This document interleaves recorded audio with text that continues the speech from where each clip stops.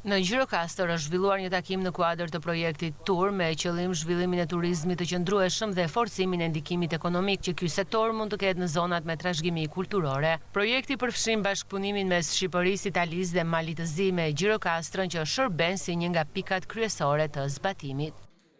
Mendoj se takimi sotëm është shumë i nevojshëm për të gjithë operatorët si publik ashtu dhe privat. Mua si operator më shërbeu shumë dhe mendoj se ju si rajoni i Shqipërisë nuk keni asgjë më pak nga ne në Itali për zhvillimin e turizmit dhe jeni në rrugën e duhur. Ndaj këto bashkëpunime duhet të vazhdojnë për të zhvilluar edhe më shumë turizmin këtu.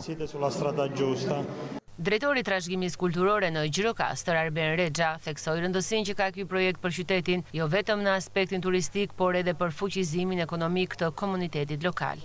Këto promovime që bëjmë ne për qytetin tonë, po e shikoj vetë, duke qenë drejtori i trashëgimisë kulturore në qytet, shikoj rritjen e numrit të turistëve në qytetin e Gjirokastër.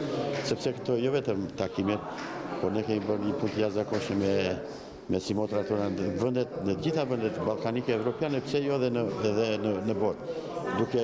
Duke i dhënë emailët tona, duke dhënë çmimet, oraret, hotelet, duke bërë fletpalosje të ndryshme që çdo turist që futet dhe viziton muzet e Gjirokastrës pajishet me një nga këto fletpalosje. Ky bashkëpunim rajonal vjen në një moment kur Gjirokastra po përjeton një rritje të interesit turistik dhe projektet si to ursinojnë të udhëheqin këtë zhvillim me një qasje të qëndrueshme dhe të orientuar drejt së ardhmes.